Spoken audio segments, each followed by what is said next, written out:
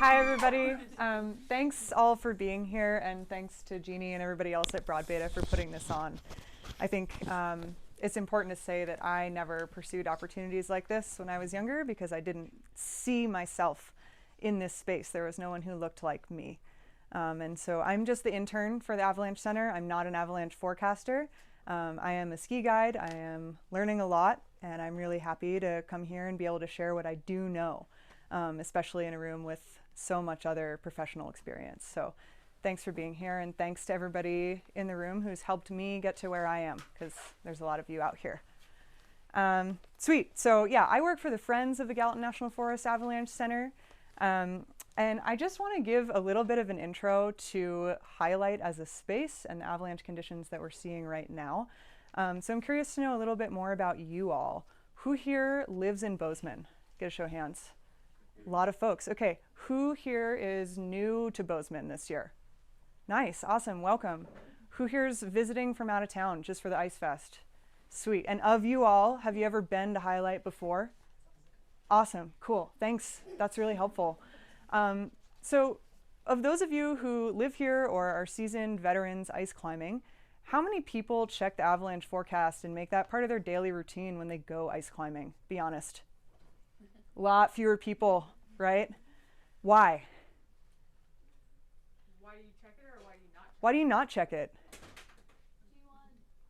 Yeah, okay, maybe we're not. Because we're going to slam top ropes all day. Yeah, cool. There's a lot of ice climbs that happen in avalanche terrain. And I, as somebody who is relatively more experienced in ice climb or in skiing than I am in ice climbing, I'm always really surprised when I go out and I see, I'm in this avalanche terrain and I'm like, why is nobody here looking at this? Why is this not happening? And so my hope this year is also that we can bring more awareness of avalanches as a hazard to the ice climbing community, because it's there. So what I'm going to do is just show us a map of Highlight. Nobody look at my password here. I'm a really big fan of this map because there's a lot of contrast for those of you in the back of the room. But this is Highlight Canyon in general, north, south, east, west. There is quite a bit of avalanche terrain in Highlight. We see it especially in the sort of Mummy Scepter area up over here. Genesis 2, for those of you who've climbed there, that can be avalanche terrain.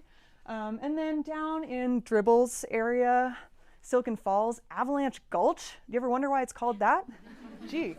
And then over on so a lot of the avalanche sort of potential that we have is on those west-facing slopes. And then on the east-facing slopes, places to look out for, Twin Falls, and then Cleo's area are often really common places where you might see avalanche activity. So just know that sort of broad areas as we're all traveling there this season, or especially this week when it's really crowded. There is avalanche terrain and there's snow. So conditions, right? What's happening? How do we find out? Anyone know? Gee, go to the Avalanche Center's website. Cool. Okay, so let's do that. So you can go to mtavalanche.com. This is an advisory that once we start getting consistent snow will come out daily. Right now, we're just getting preseason updates, so you can see Doug Chabot gave us one this morning with some preseason information. This website can be really comprehensive, but when I go out for a day of ice climbing in Highlight, I might be looking more at just the local zones. So you can go to the trip planning page, which is, what's that? Yeah, I can, but I'm going to zoom in just a sec. So if you click at the top of the page, you see I've got different things highlighted here. You can go to Gallatin North, that's where Highlight is. Yeah, okay. Can I get a thumbs up, thumbs down? Can folks read those numbers at the back of the room? No? Okay, we'll zoom in.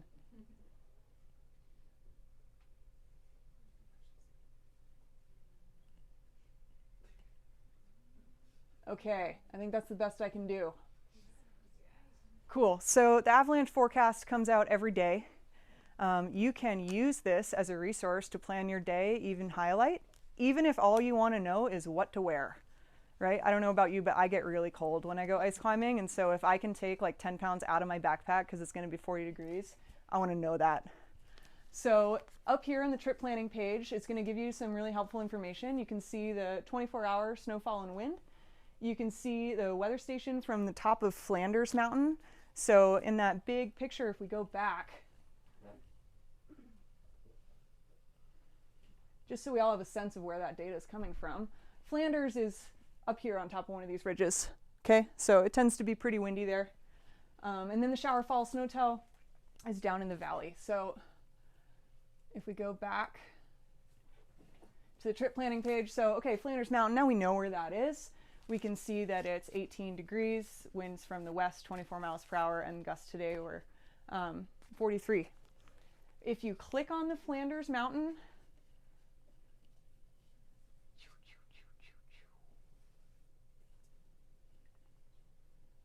it's going to give you data for every single hour of the day. So you can see that at points in the day it was more gusty, less gusty, right? So that's going to give you that information. And then if you want to get information on the level of snow and the temperature, you can look at the Shower Falls Snowtell site. So 28, and it's not currently reading depth. It was about an hour ago. It said 24 inches. So sometimes it's not going to give us that data. That's okay. So we know, what do we know from this? We know that it's been really windy, right? We know that the temperature's dropping relative to what it has been last week. And we know that, well, we know if we look at this an hour ago or we click on that and it gives us, but we know that there's some snow on the ground. And I think especially this year that can be deceiving because there's no snow when we leave the parking lot, right? So we're walking up there in our tennis shoes and we're thinking, well, why would I need to be worried about avalanche hazards, right? There's no snow. But we also know that up higher, there's a layered snowpack and it has weak layers. And we know that it has weak layers because it's avalanching, right? So we can scroll down on this page and these forecasters have done all the hard work for us. They're going to tell us all that, right? They're telling us the bottom line. New and very strong westerly wind has increased the chances of triggering an avalanche, especially in gullies or near ridges. I like to ice climb in gullies and near ridges. Okay, cool. So we're looking for wind-drifted snow, right, in gullies and near ridges. And then down here, if there was a daily hazard rating, it would be issued here, and you can see what it has been the past few days to look for trends. And then down here, you can see relevant data from community. So you can see that just over the weekend, ice climbers triggered a small avalanche in some wind-drifted snow in a gully in the East Fork and Highlight. Okay, that was before we got much stronger wind and about 7 inches of new snow. Okay, so I expect that to be even more of a problem going into this week. So sort of big picture, right? We've got an early season snowpack. There is a layered snowpack. It has been avalanching, and we're looking for big pockets of wind-drifted snow. What does that look like, right? You might see wumping, cracking, collapsing under your boots. You might see cracks shooting out from under you. If you see any of that, it might be time to turn around and go climb somewhere that's not an avalanche terrain, right?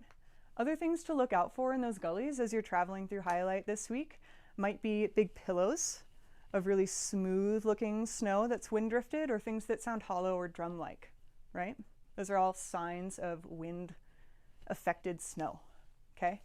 And the biggest thing this week is also to remember that it's not just about you, it's about every other person in this room and all of the men who wish they could be here getting this update but aren't, right?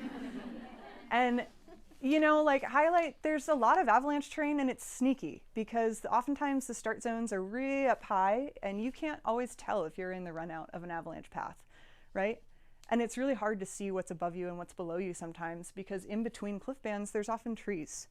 But just know that this week especially, there is someone below you. It's not a question of, is there going to be someone down there if I traverse across this and, you know, test it out for myself? Maybe I'm comfortable with that risk, but if I blow it, you know, is Jeannie going to be comfortable if I avalanche something on her? She didn't get to make that choice. So just know, especially this week, that there's a lot of people around. We need to be extra aware of the consequences of our actions and the impact that they have on other people. So get the forecast, look at it in the morning, mtavalanche.com. Be aware as you're looking around, you know, if you see evidence of wind-loaded snow, wind-drifted snow, start paying attention a little bit more this week, and then think about who's going to be above or below you as you're climbing, right? And then beyond that, if you see anything out there, you have observations, please send them to us. You can send an email to the Avalanche Center. You can submit observations through our website, and I'll show you all how to do that. So on the main page, if you go to, has anybody ever tried to drive a screen that they're not facing? It's really hard. Shannon, what's the easiest way to get to the Submit Obs page? I think there's like an observations tab. I thought so too. All right, you all are tech savvy people. You can figure out how to navigate a website. Submit your observations to the Avalanche Center, okay? All of this is community driven, right? There's 4 Avalanche forecasters for this entire zone. So even if you're not in Highlight, if you're somewhere else, you see something, definitely send an email. It's hugely helpful to the forecasters in this area. And the other thing is, if you are local and you want to learn more about avalanches, get some education, subscribe to the forecast. There are a ton of community awareness programs around here. There's level 1, level 2, Pro 1 courses here. And go skiing. Hopefully by the end of this week or tonight, you have some new partners and some new information. That's really what we're all here for. So just one last plug for the Avalanche Center. There are pieces of paper strewn throughout the room with QR codes. If you scan that QR code, it allows you to sign up to receive the daily Avalanche advisory. I really like to add that to my morning routine when I'm reading the newspaper and drinking coffee. Yeah, thanks everybody.